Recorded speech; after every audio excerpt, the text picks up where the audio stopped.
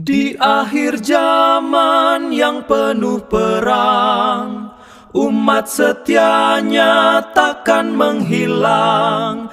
Ikut anak domba selalu sertanya, taat perintah, teguh imannya. Dalam tantangan kita kan tekun, hingga Yesus datang selamatkan kita pun. Shalom, selamat malam umat-umat Tuhan. Renungan malam melalui pelajaran Sekolah Sabat Rabu 25 Maret 2026 berjudul Tinggal di dunia tetapi bukan dari dunia. Sebelumnya mari kita berdoa. Bapa yang di surga, terima kasih untuk berkat hari ini. Saat kami akan menyaksikan pelajaran-Mu, buka hati kami agar mengerti dan hidup dalam kehendak-Mu. Di dalam nama Yesus kami berdoa dan mengucap syukur. Amin.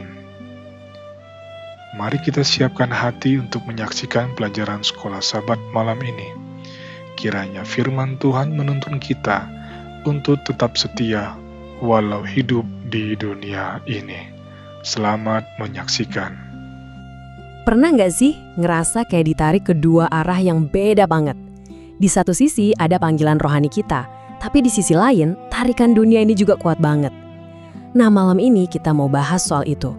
Gimana caranya kita bisa hidup di dalam dunia, tapi nggak jadi dari dunia? Betul sekali, dan biar lebih gampang ngertinya, kita akan lihat dari 4 bagian ya. Kita mulai dari kisah nyata 2 orang, Lukas dan Demas, yang jalannya beda banget. Terus, kita dengerin peringatan-peringatan pentingnya, cari solusi praktis buat hati kita, dan terakhir, kita renungin bareng-bareng apa artinya semua ini buat kita secara pribadi. Oke, kita langsung masuk ke bagian pertama. Ini cerita soal 2 pilihan, 2 nasib, yang diwakili oleh 2 orang yang dulunya dekat banget sama Rasul Paulus, Lukas dan Demas. Ini kisah soal kesetiaan melawan godaan cinta dunia. Wah, ini bedanya kontras banget. Coba bayangin deh, di saat-saat paling sulit Rasul Paulus di penjara, Alkitab mencatat kalau Lukas itu setia banget nemenin dia. Tapi sebaliknya, Demas yang juga pernah jadi rekan sepelayanan, malah milih pergi. Kenapa? Kitab suci ngejelasin alasannya dengan satu kalimat yang wow, dalam banget. Karena ia lebih mencintai dunia ini. Sebuah pilihan yang pelajarannya masih relevan banget sampai sekarang. Dan ayat dari 1 Yohanes ini benar-benar kayak ngasih penekanan buat pilihan Demas tadi. Jelas banget, gak ada area abu-abu di sini. Kasih kita ke Tuhan sama kasih kita ke dunia. Mau itu soal ambisi, kekayaan, atau status, itu kayak 2 magnet yang narik hati kita ke arah berlawanan. Kita nggak bisa pegang dua-duanya. Kisah Demas ini jadi contoh nyata dari peringatan ini. Nah, cerita Demas tadi Kang Suh bawa kita ke bagian kedua. Sebuah peringatan yang penting banget. Kalau tarikan dunia ini nyata, gimana caranya kita bisa tetap waspada?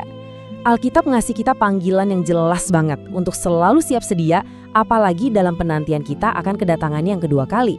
Yesus sendiri yang ngasih peringatan pertama di Injil Markus. Poinnya simpel banget kan? Gak ada satu orang pun yang tahu kapan waktunya.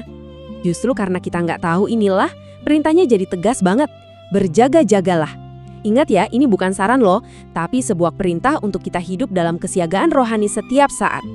Terus, berjaga-jaga tuh wujudnya kayak gimana sih sehari-hari? Nah, surat Titus ngejelasinnya dengan gamblang. Anugerah Tuhan itu bukan cuma buat ngampunin kita, tapi juga buat mendidik kita.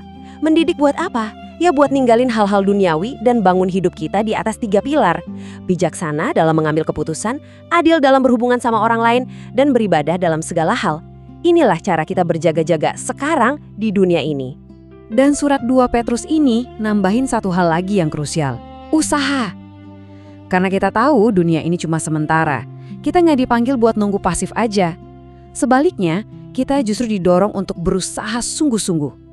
Tujuannya tinggi banget, biar pas dia datang nanti, kita ditemukan dalam keadaan kudus dan damai. Ini panggilan buat kita berpartisipasi aktif dalam kekudusan kita. Jadi, kalau kita rangkum nih, panggilannya tuh jelas banget dan nyambung semua. Pertama, berjaga-jagalah. Kedua, tunjukkan itu dengan hidup yang bijaksana, adil, dan penuh ibadah. Dan yang ketiga, terus berusaha untuk menjaga hidup kita tetap kudus. Ini bukan pesan rahasia, tapi panggilan yang jelas buat kita semua. Oke, peringatannya udah dapat. Jaga-jaga, hidup kudus. Tapi pertanyaan logisnya kan, gimana caranya? Nah, di bagian ketiga ini kita pindah dari apa yang harus dilakukan ke bagaimana caranya. Kita bakal lihat nasihat praktis yang langsung menuju ke akarnya, yaitu hati kita. Nah, ini kan intinya ya, gampang banget ngomong berjaga-jagalah. Tapi gimana kita bener-bener nyiapin hati kita? Gimana caranya kita bangun fondasi batin yang kokoh supaya nggak gampang goyah kayak Dimas? Yuk kita lihat jawabannya. Jawabannya ada di pesan Yesus buat Jemaat Laodikia. Ada 3 langkah praktis nih. Pertama, bertobat. Maksudnya kita mengakui dan berbalik dari apapun yang ngejauhin kita dari Tuhan. Kedua, buka pintu hati. Ini tindakan aktif. Kita ngundang dia masuk dan ngasih kendali hidup kita sepenuhnya. Dan sebagai hasilnya, yang ketiga, kita nerima dari dia emas yang telah dimurnikan, yaitu iman dan kasih sejati, yang nilainya jauh lebih berharga dari apapun yang bisa ditawarkan dunia. Dan sekarang kita sampai di kesimpulan. Kita udah lihat pilihan antara Lukas dan Demas, dengar peringatan buat berjaga-jaga, dan nemuin langkah-langkah buat nyiapin hati. Ujung-ujungnya, ini semua balik lagi ke satu hal. Sebuah panggilan yang sifatnya sangat pribadi buat Anda. Kutipan ini benar-benar nangkep inti solusinya. Gimana caranya ngalahin cinta dunia? Bukan dengan ngelawan mati-matian, tapi dengan mengganti isinya. Waktu kita serahin hati kita sepenuhnya, kita ngasih ruang buat kasih Kristus masuk dan menuhin hati kita. Dan logikanya, kalau hati kita udah penuh sama kasihnya, ya otomatis gak ada lagi tempat buat cinta dunia. Jadi, inilah panggilan buat kita semua malam ini. Pilihannya ada di depan kita setiap hari. Mau jadi Lukas, yang tetap setia di tengah tantangan, atau jadi Demas, yang cintanya luntur karena silau dunia.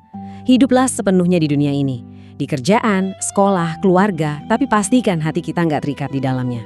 Sebagai penutup, kami mau tinggalkan satu pertanyaan buat Anda renungkan secara pribadi. Dari 3 langkah tadi, bertobat, membuka hati, atau mencari emas murni, langkah mana ya yang paling Tuhan ingatkan untuk Anda ambil saat ini? Terima kasih sudah bergabung bersama kami. Semoga perenungan malam ini bisa memberkati langkah kita ke depan. Selamat malam dan Tuhan memberkati. Demikianlah firman Tuhan pada malam hari ini. Bila mana kita simpulkan, malam ini kita diingatkan untuk tetap setia seperti Lukas, bukan seperti Demas. Hidup di dunia tetapi tidak terikat oleh dunia. Selalu berjaga-jaga dan mempersiapkan diri menyambut Tuhan. Firman Tuhan mengajak kita untuk berjaga dan hidup kudus, sebab kedatangannya sudah dekat. Mari kita berdoa. Bapa yang di surga, tolonglah kami agar tetap setia dan tidak mencintai dunia ini.